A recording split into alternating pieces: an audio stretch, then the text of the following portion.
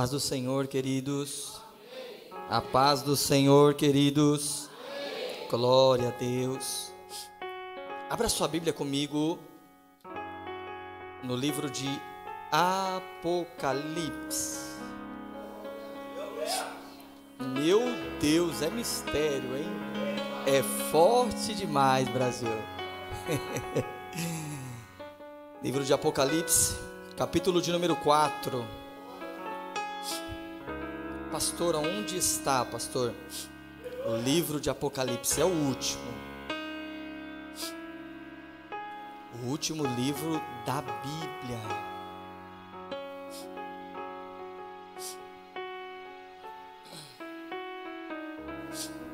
Hoje nós começamos esta série por nome de arrebatamento, queridos.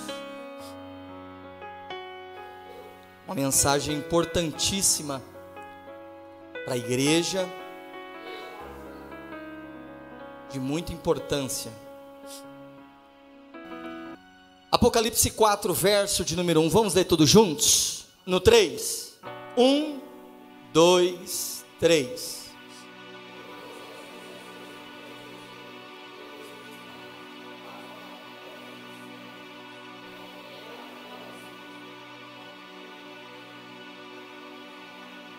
Parou, gente, vamos de novo. Vamos de novo, num coro só, gente. Num coro só. 1, 2, 3.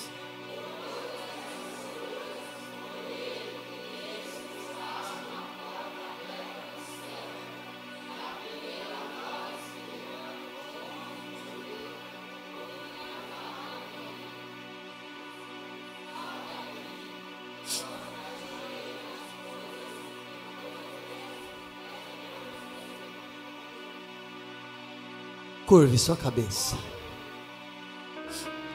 Pai de amor, o nosso pedido é, Senhor, que o Senhor venha conduzir, meu Pai, tudo quanto há de ser dito nessa noite. Continue a falar conosco, meu Deus, e que o Senhor manifeste as tuas obras, trazendo então assim, Deus, um poderoso avivamento, renovo, fortalecimento. Fique à vontade para batizar com fogo, ó Deus.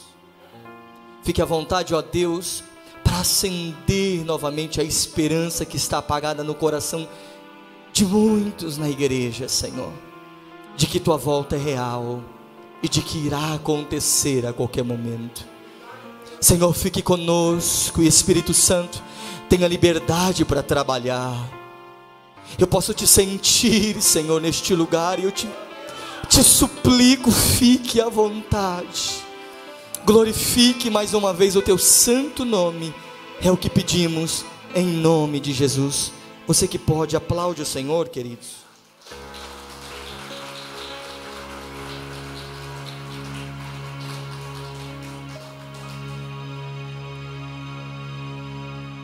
Vira para o teu irmão do lado e diga assim: toda atenção é pouca. Não, mais forte, gente, diga: toda atenção é pouca. Isso.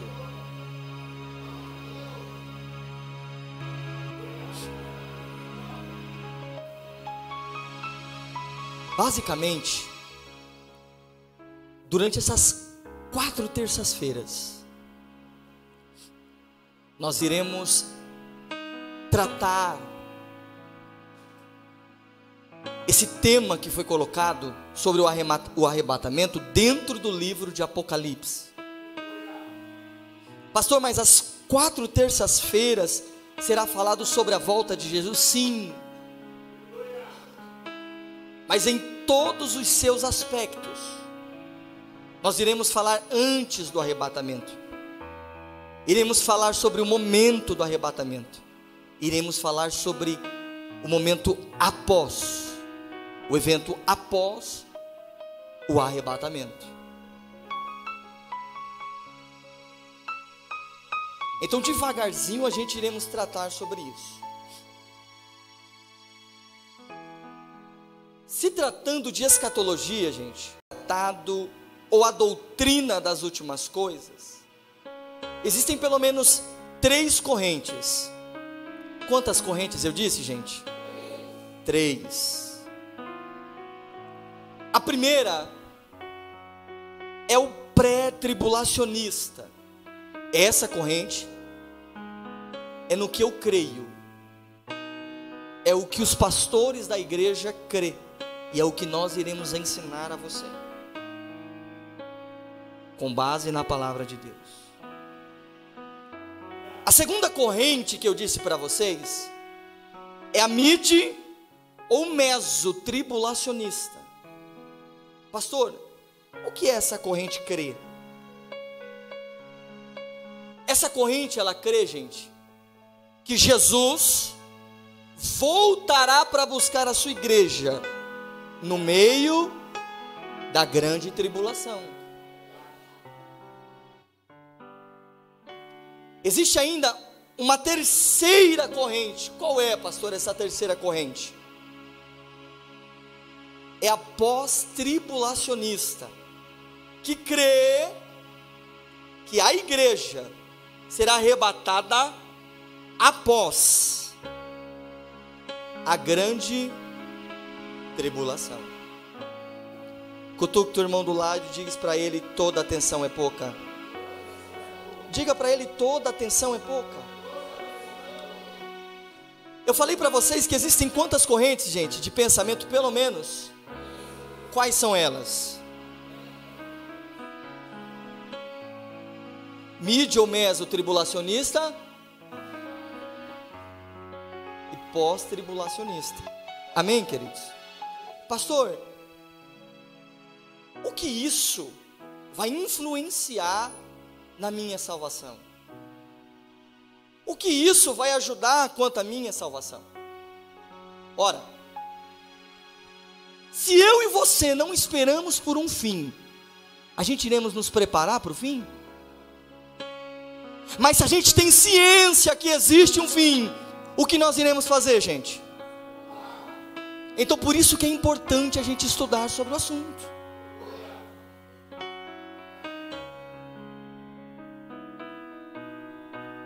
Se tratando ainda sobre escatologia, existe pelo menos mais 3 correntes que vai tratar sobre a escatologia, que é a escatologia futurista, que é a que cremos, e é a que daqui a pouco eu irei falar para vocês. Existe a escatologia historicista, aliás, isso mesmo, historicista. E essa corrente diz o seguinte, gente: diz que Jesus não irá voltar.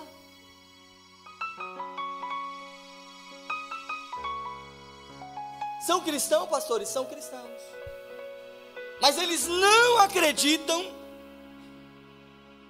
que Jesus irá. Mas eles dizem o seguinte: que se você crê que Jesus vai voltar, isso de alguma forma vai contribuir para que sua vida aos poucos o que vá melhorando. Isso é uma linha de pensamento, gente. Vou falar sobre outra. Existe a escatologia preterista. Pastor, o que essa linha diz, pastor? Essa linha, ela diz o seguinte, que Jesus já voltou.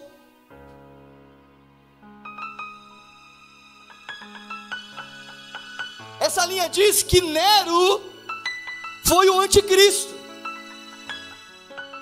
E diz que a grande tribulação foi quando o Império Romano perseguiu a igreja.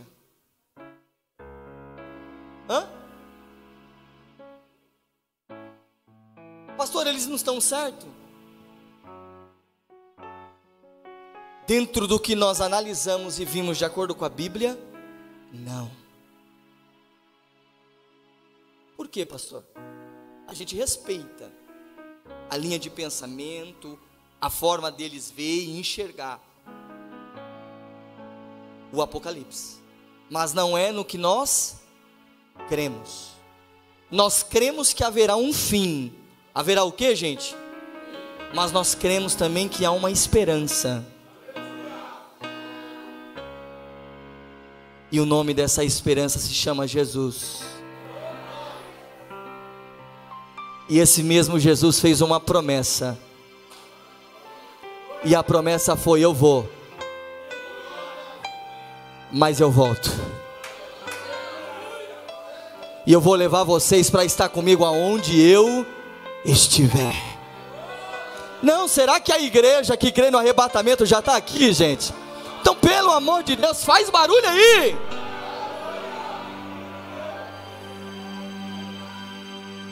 Eu estou indo devagar para que você entenda. Por isso é importante a gente entender, gente, o que o Apocalipse, o que a Bíblia diz sobre o fim. Só que tem muita gente que está na igreja comendo apenas o quê? O que homens estão dando para eles. E não analisam o que? As Escrituras. Tem pessoas que estão acostumadas a colocar a Bíblia debaixo do braço e ir para a igreja. E pensa que o fato de ir à igreja diz muita coisa, garante a salvação dela. O que os homens do altar dizem a elas é o que elas comem e engolem. Mas esqueceram de analisar o que está escrito aqui. Eu já conversei com pessoas, respeito, mas eu já conversei com pessoas que dão ouvidos para o que o líder da igreja diz e descredibilizam quando você vai mostrar para elas o que está escrito na Bíblia. Porque a autoridade da igreja tem um certo poder,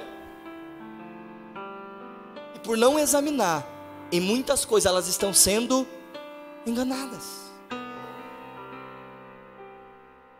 A Bíblia diz o seguinte: por falta de conhecimento meu povo perece.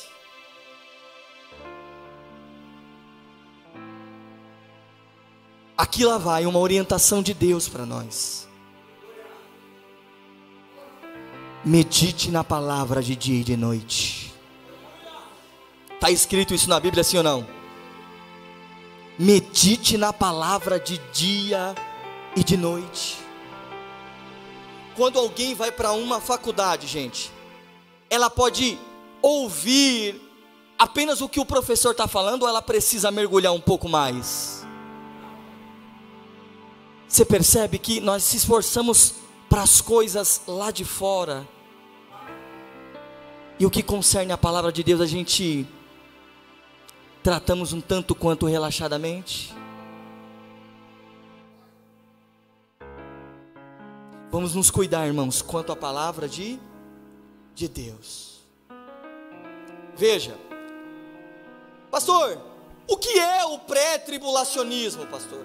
Ou o que é essa corrente pré-tribulacionista? No que ela acredita? Primeiro, essa corrente acredita que a igreja não vai passar pela grande tribulação. Nós não cremos nisso. Nós não cremos que iremos nos preparar para encontrar com o anticristo. Nós cremos que estamos nos preparando para encontrar com o noivo. A minha esperança é viva, irmão. Veja que a Bíblia a gente lê pelo menos de 3 maneiras: de forma literária, alegórica e de forma simbólica. A Bíblia vai narrar que Abraão, quem, gente? Manda um servo seu chamado Eliazar arrumar uma noiva para o seu filho Isaque. E Eliazar só deve voltar quando ele tiver a esposa, a noiva, para o filho dele. Você não pegou? Eliazar é um símbolo do Espírito Santo. Rebeca, que é a moça quem ele vai encontrar para Isaque, é a igreja. E a Bíblia diz que Eliazar sai da onde ele está com a moça e leva para se encontrar com um noivo chamado Isaque. Você não pegou, eu vou esclarecer para você. A Bíblia de Gênesis e Apocalipse mostra o Cristo, fala do relacionamento da igreja com o noivo Jesus Cristo. E lá em Gênesis eu acabei de relatar para você que Eleazar é um símbolo do Espírito Santo, Rebeca é um símbolo da igreja, e que nós em breve seremos levados pelo Espírito Santo de Deus, seremos tirados desse plano para encontrar com o noivo chamado Jesus Cristo de Nazaré. Não, a minha esperança e a tua é viva, irmão. Nós não estaremos aqui para passar pela grande tribulação e enfrentar o anticristo, não. Mas nós estaremos na glória, desfrutando de tudo que o Senhor tem para nós.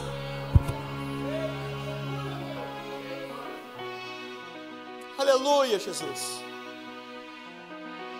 Você está entendendo isso aqui, sim ou não, gente? Está entendendo isso aqui? Então a doutrina pré-tribulacionista crê que não vai passar pela grande, irmão, perceba, não é tribulação, é grande tribulação. Porque a Bíblia, presbítero Emerson, descreve esse momento como nenhum outro momento vivido na terra. Esse momento vai ser o mais terrível de todos. O mais terrível de todos. Mais para frente a gente vai descrever sobre esses momentos. Só que escuta, alguns estudiosos, teólogos, pastores, diz que essa linha que nós cremos, diz que é uma doutrina nova, diz que ela nasceu há pouco tempo. Eles dizem que essa doutrina nasceu de uma revelação que uma mulher por nome Margarete teve.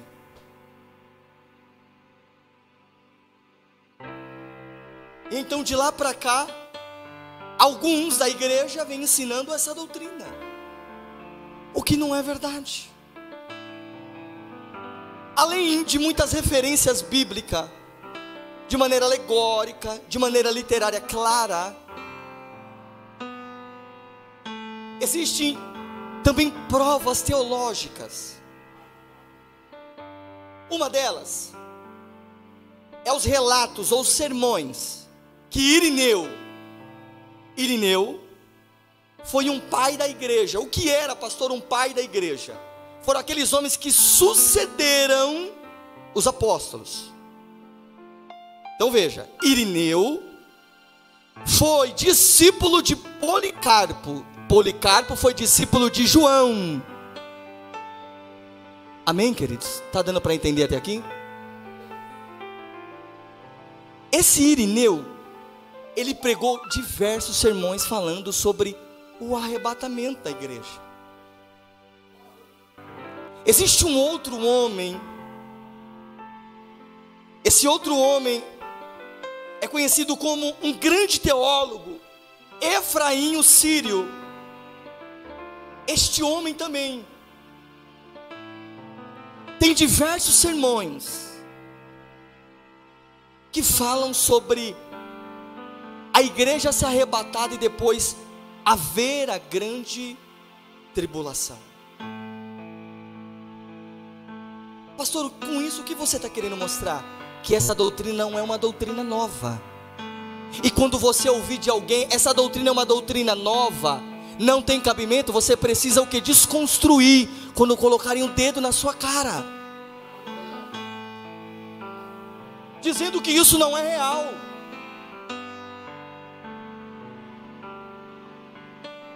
Você precisa apresentar para ele as provas e dizer: isso não é real, não é verdade.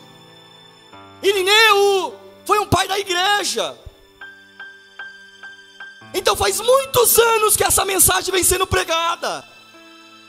Não nasceu agora, não é uma fantasia, não é uma doideira da nossa cabeça, mas é a palavra de Deus que nos diz acerca deste evento.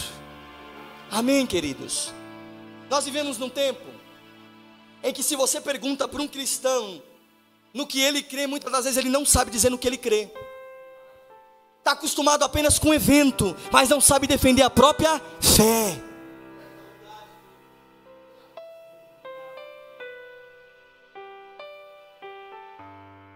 não tem base. Sai do culto, acabou o culto, você pergunta para ele qual foi a palavra, ele diz: rapaz, foi uma bênção, nossa, foi glorioso. E qual foi a palavra pregada? Não sei. Irmão, um cristão, uma das armas espirituais dele é a palavra de Deus.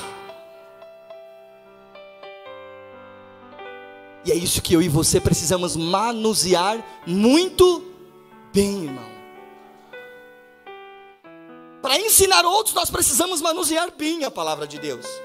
Para ensinar, nós precisamos manusear bem a palavra de Deus. Para guerrear contra o inferno, nós precisamos manusear bem a palavra de Deus.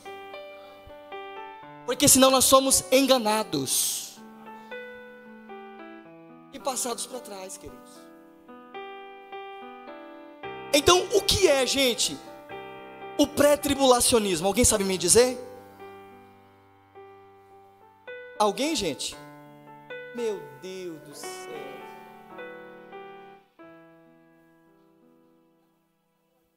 Não vamos passar pela grande tribulação. Amém, Jesus. Estamos nos preparando para encontrar com o Senhor nosso Deus. Maranata. Não, diga, olha para o Senhor e diga: Maranata. Ora vem, Senhor Jesus. Amém, queridos? Gente do céu. Tá dando para entender até aqui, gente? Lembra que eu falei para você cutucar teu irmão e dizer: toda atenção é pouca? Porque o conteúdo é grande, gente. Mas é importante cada um deles. Amém, queridos? Pastor, então nós somos pré-tribulacionistas? Sim. Nós cremos então na volta de... E nós não iremos passar pela grande tribulação. Segundo, pastor, nós somos da linha de pensamento da escatologia futurista? Sim. O que é isso, pastor? Me explica melhor o que é isso. Olha, essa corrente de pensamento se crê que tudo em Apocalipse, a partir do capítulo de número 4, vai acontecer a partir de um evento. Vou repetir. Essa escatologia futurista, essa linha de pensamento escatologia futurista, crê que todos os eventos contidos em Apocalipse vão acontecer a partir do arrebatamento da igreja. Pastor, não entendi. Escuta. Até o capítulo de número 3, até o capítulo de número em Apocalipse, nós vamos ver o nome da igreja, a palavra igreja, aparecer por diversas vezes. Até o capítulo de número 3 nós vamos ver várias vezes a palavra igreja aparecer. Chega no capítulo de número 4, não se vê mais a palavra igreja. Até o capítulo de número 19. Por quê, pastor? Veja, até o capítulo 3 se fala sobre a igreja. Capítulo 4, capítulo de número 5, vai acontecer algo inédito. Coloca para mim. Depois, olha só como começa o versículo, o 4 mesmo, 1. Depois destas, que coisas? Depois destas, olhei, e eis que vi uma porta aberta no céu. Depois dessas coisas, que coisas? De tudo que foi relatado até o capítulo de número 3, do 4 em diante, essa palavra, depois dessas coisas, no grego, traz o sentido de, o que ficou para trás foi uma coisa, daqui em diante é outra. Depois dessas coisas, eu vi uma porta aberta no céu, e a primeira voz como de uma, e a primeira voz como a de... Paulo, nas cartas aos Tessalonicenses, vai dizer o seguinte, que a igreja quando for arrebatada, vai ouvir o som de uma? Vai ouvir o som de uma? A igreja está ligada. Então aqui nós estamos vendo o que? Que é o que? O momento do arrebatamento. Ora, então primeiro ele viu uma porta aberta no céu.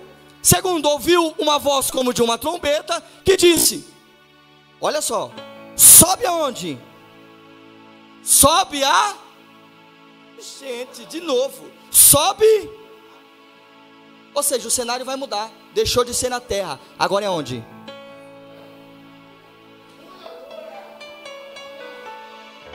Está entendendo isso aqui, sim ou não?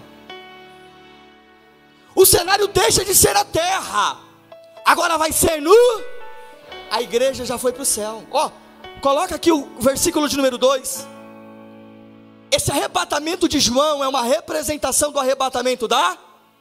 Depois que ele viu a porta, ouviu a voz, que era como de uma trombeta dizendo para ele subir. Olha o que diz, e logo fui arrebatado no Espírito. Isso daqui é um símbolo do arrebatamento da igreja. Perceba, até o capítulo de número 3 se ouve a palavra igreja. Capítulo 4 e capítulo 5 vai mostrar um outro cenário, terra ao céu. Aonde, gente? E quem está no céu? Jesus está lá, mas quem está mais lá? Gente, não, gente, Jesus está, glória de novo, vamos voltar. Até o capítulo de número 3 se ouve a palavra igreja. Capítulo de número 4, o que aconteceu com a igreja? A igreja foi? Ela está na terra ou está no céu? Está no céu. O cenário é outro, sim ou não? É outro cenário. Capítulo 4, capítulo de número 5 vai narrar o que está acontecendo aonde? No céu. E quem está no céu, gente? Jesus. Quem mais está no céu?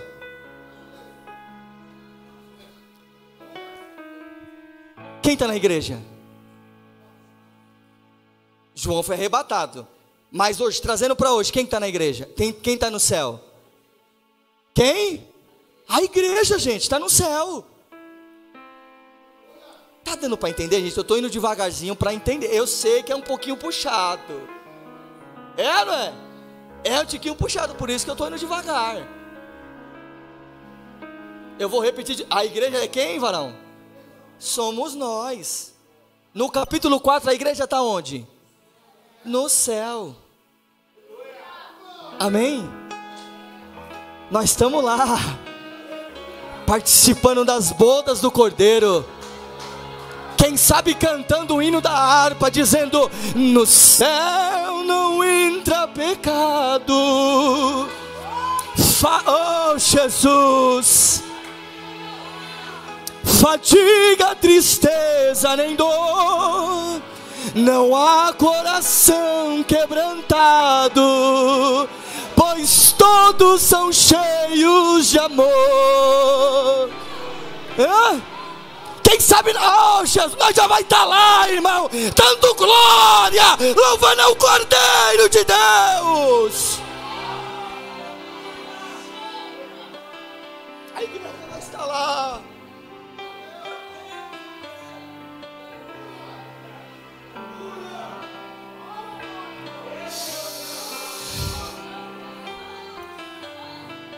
Refrão, ó.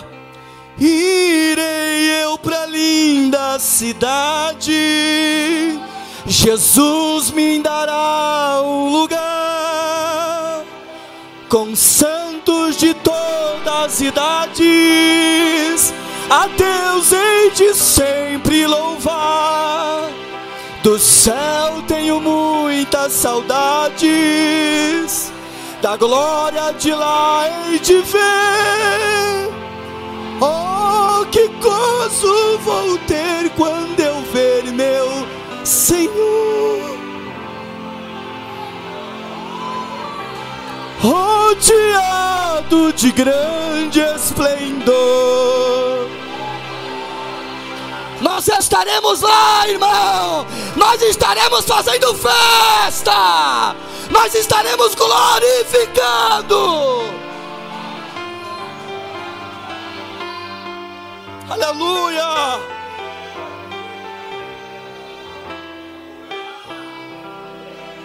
Aleluia. Glória a Deus.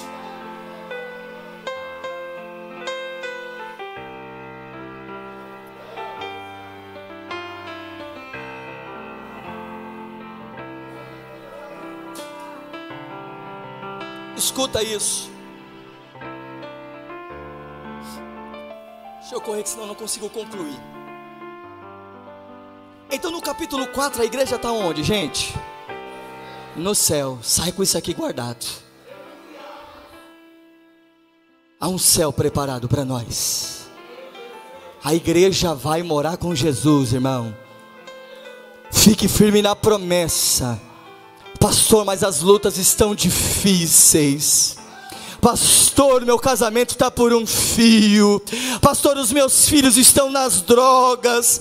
Pastor, eu estou orando, meu pai, pastor, por um ente querido e está difícil. Eu sei, eu quero dizer para você: continue orando, continue perseverando e não perca a esperança, que há um céu para mim e para você, meu irmão. Persevere, que já já nós estamos indo para casa.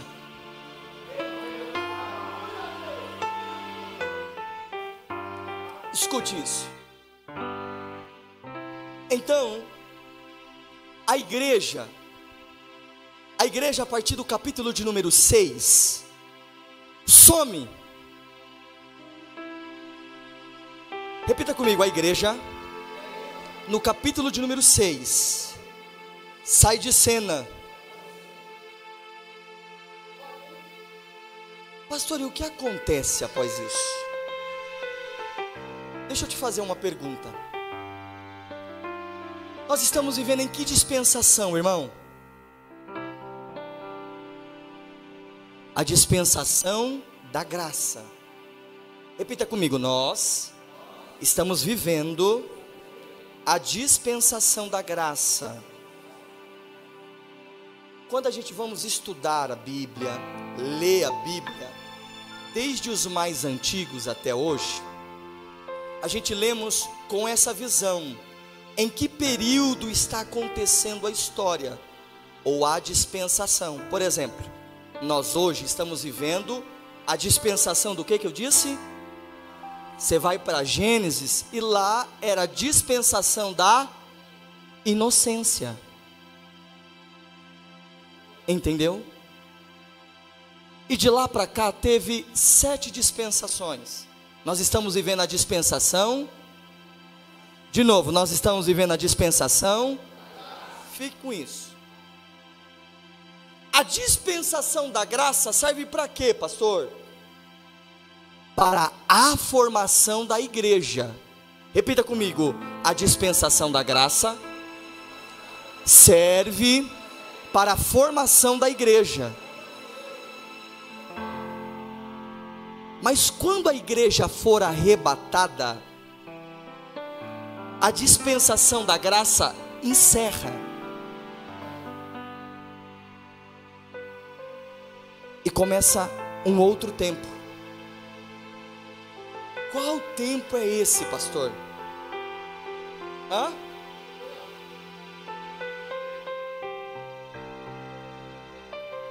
Pergunta para o seu irmão: você não vai se escandalizar?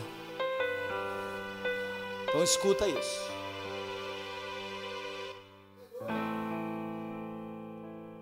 Escuta, gente, não se escandalize. Nós estamos vivendo no tempo da graça. Formamos a igreja. Coloca para mim Colossenses 3, verso de número 11. Colossenses, capítulo de número 3, verso de número 11. Olha o que diz: onde, essa é a igreja, não há grego, nem judeu, circuncisão e nem incircuncisão, bárbaro, cita, servo ou, mas Cristo é, e em todos. Aqui nós estamos falando da igreja, dessa dispensação da graça. Mas quando a dispensação da graça acabar, o relógio de Deus vai voltar a andar em relação a Israel. Como assim, pastor? Aí deu um nó. Vou repetir isso aqui. Quando a dispensação da graça acabar, o que vai acontecer, pastor? Quem estiver aqui vai sofrer a ira de Deus. A grande tribulação, irmão, é a ira de Deus despejada aqui. E vai sofrer ainda as maldades do anticristo. Pastor, você está me dizendo que os selos ainda não foram abertos? Não, os selos não foram abertos. As taças não foram derramadas? As taças não foram derramadas. E a partir de quando isso acontece? Depois que a igreja for arrebatada. Aí Deus despeja a ira dele aonde? Aqui na terra.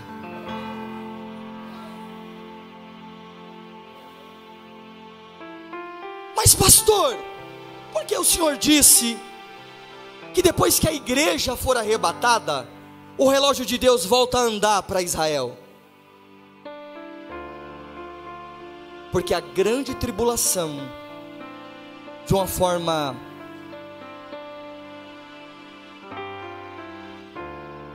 clara a se dizer, é para Israel. A grande tribulação, repita comigo, a grande tribulação é para Israel. Pastor, é o horário de lá ou o horário daqui, pastor? Pastor Marcelo, horário de lá ou horário daqui? Daqui? Consigo, gente, eu pensei que eu não ia conseguir passar isso para você.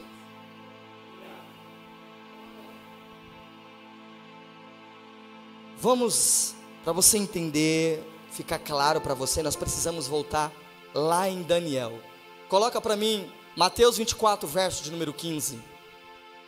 Jesus vai dizer algo para nós importante e vai nos apontar como é que a gente entende esse tempo que eu vou explicar para vocês agora.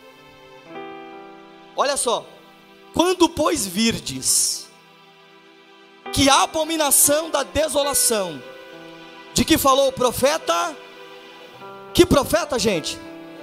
Está no lugar santo, quem lê, entenda. Jesus está dizendo para nós lermos o que, gente? Lermos o livro do profeta. O livro do profeta. Vamos para o livro do profeta Daniel. Daniel, capítulo de número 9, verso de número 24. Você vai entender porque eu estou dizendo para você que o relógio de Deus vai voltar a andar para Israel. Ó, escuta.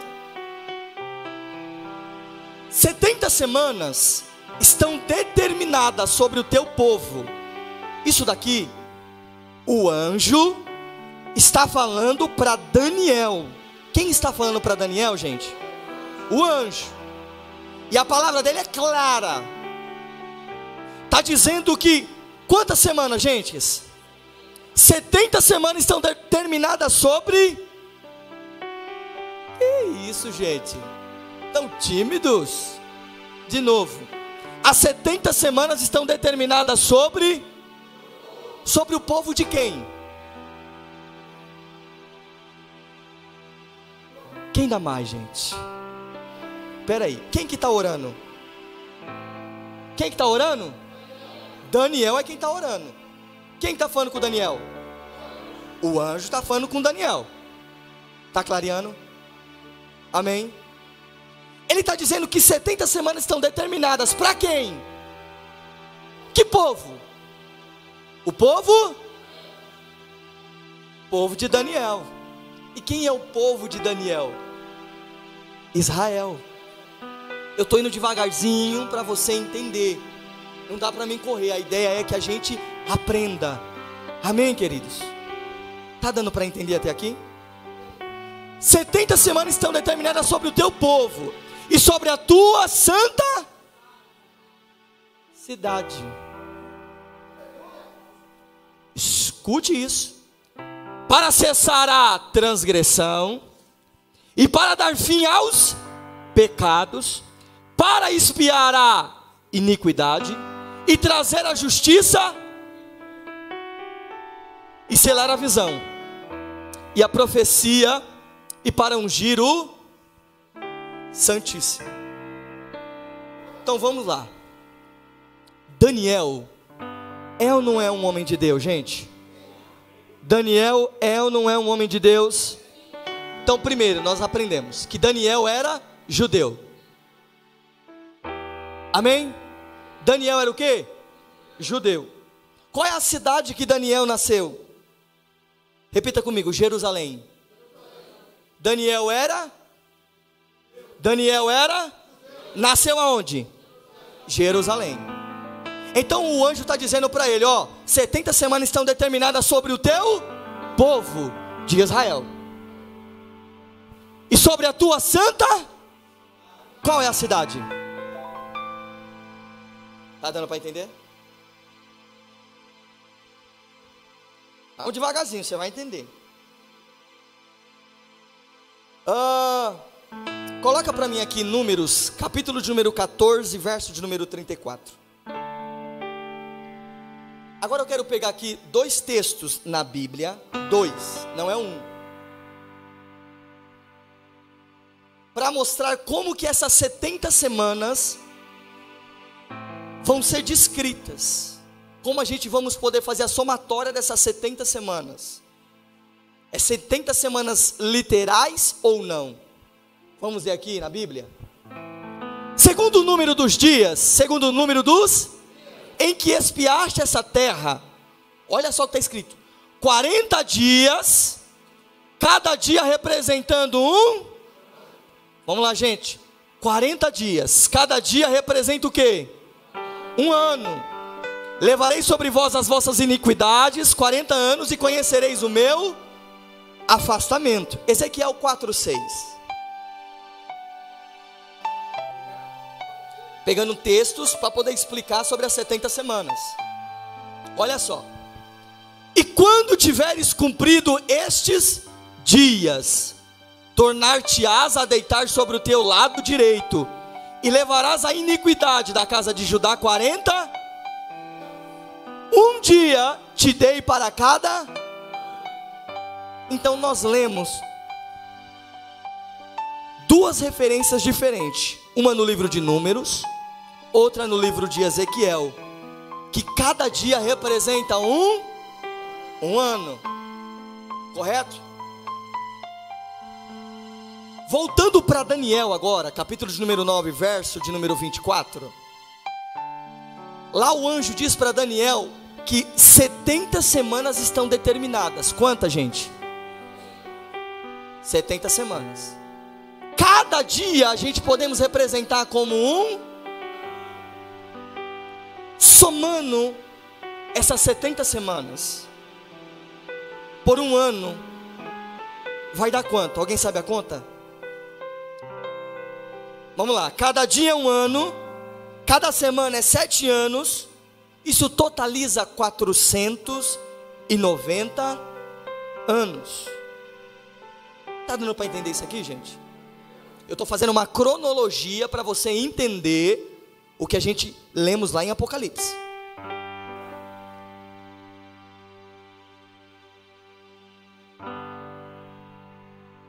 Veja, no verso seguinte, 25, verso 25.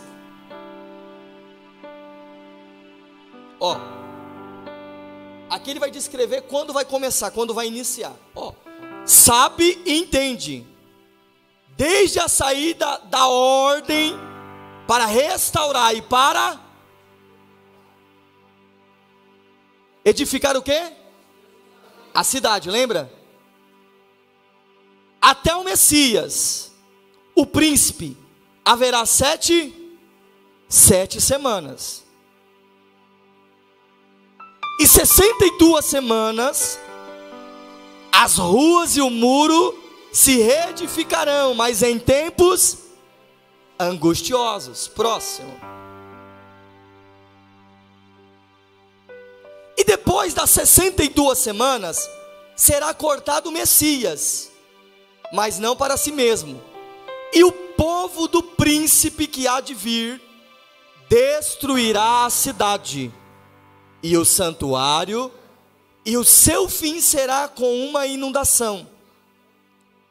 E até o fim haverá uma guerra. Estão determinadas o último versículo. E ele, olha só, e ele firmará aliança com muitos por uma, e na metade da semana fará cessar o sacrifício e a oblação. E sobre a asa das abominações virá o assolador, e isso até a consumação. E o que está determinado será derramado sobre o assolador. Meu Deus, pastor, o que o senhor está querendo dizer com tudo isso?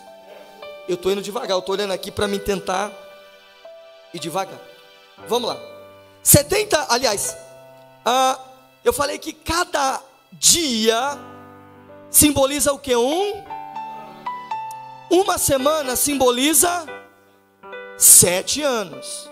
70 semanas é igual a 490 anos. Amém?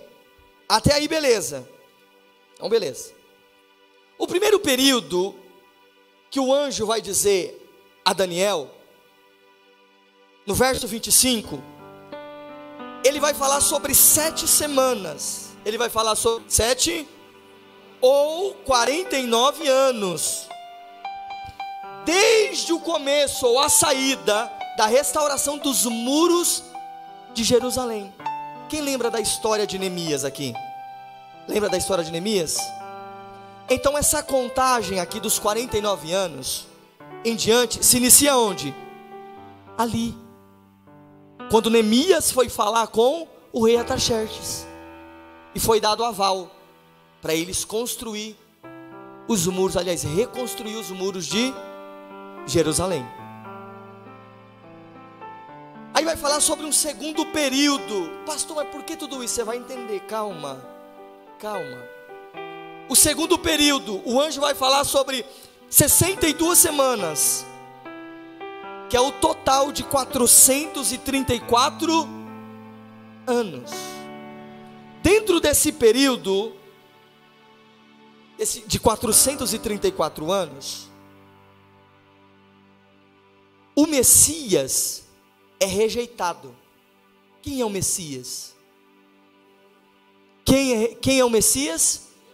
Jesus é o Messias. Ele foi rejeitado. E a Bíblia diz que ele também seria morto. E após isso, esse tempo, apareceria um na história. Que um? Quem? O anticristo. Só que eu falei para vocês de uma semana, aliás, de um período de 7 semanas ou 49 anos. Falei do segundo período, que é o de 62 semanas ou 434 anos. Mas eu não falei de um terceiro período. E esse período na história da igreja, ou de lá para cá na contagem, não aparece.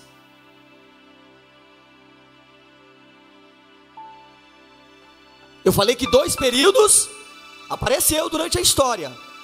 Se cumpriu. Os muros de Jerusalém foi reconstruído? Foi. Jesus foi rejeitado e morto? Foi. O anticristo apareceu? O anticristo apareceu? Por quê?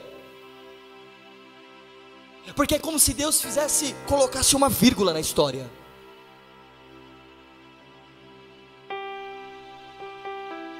E abrisse uma dispensação chamada dispensação da graça, para a salvação dos gentios. Quem é os gentios? Quem é os gentios?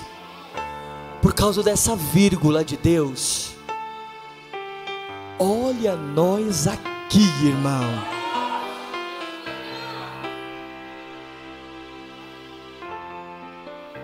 Olha nós aqui. E hoje nós formamos o quê? O povo chamado povo chamado igreja. Bata no peito, pelo amor de Deus, com alegria, e diga: eu sou a igreja do Senhor.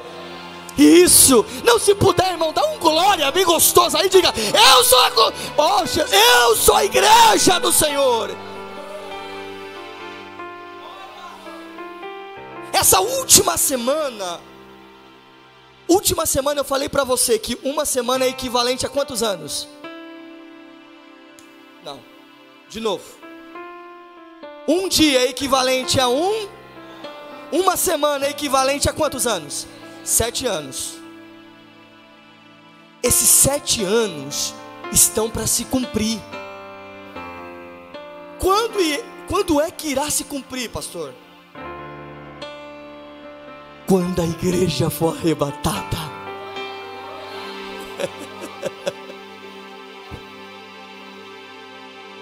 A igreja vai para o céu. Aí o príncipe que está escrito aqui em Daniel, que nós lemos, vai de fato aparecer. Mas nós já estaremos numa posição elevada. Estaremos nas bodas do Cordeiro.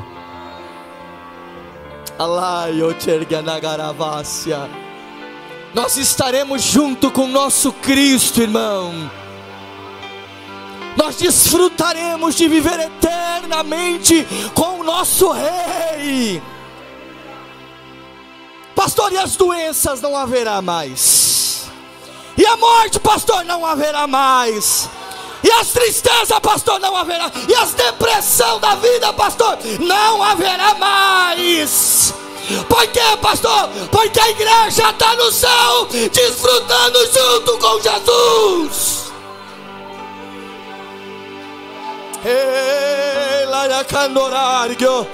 Não, lá não vai ter pecado, não vai ter. Lá não vai ter ladrão, não vai ter. Lá o que nós desfrutaremos será da presença eternamente do Cristo conosco.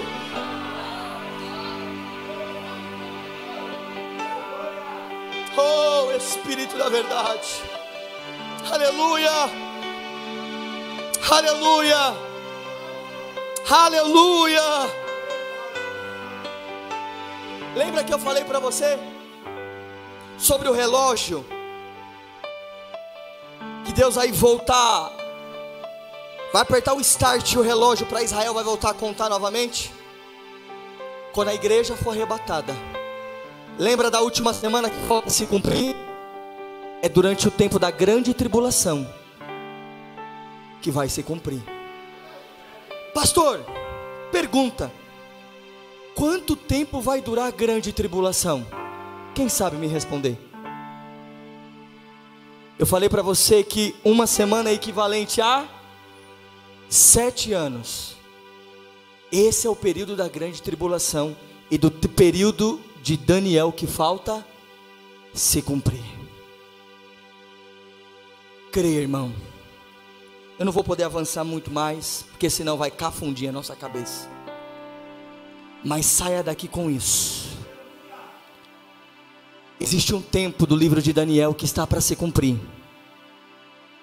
E antes de ele começar a se cumprir, a igreja sobe para morar com o Rei da Glória eternamente.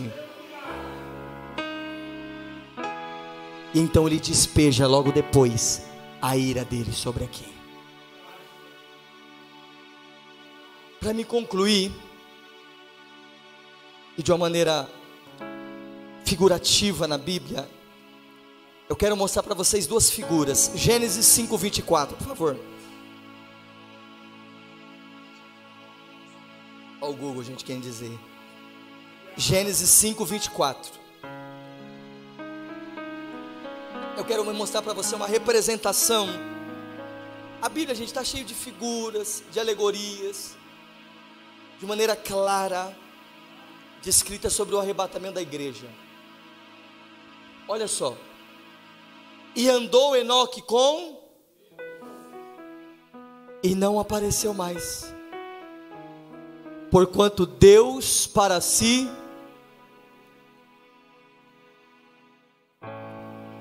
Enoque não morreu, pastor? Não. E onde ele está?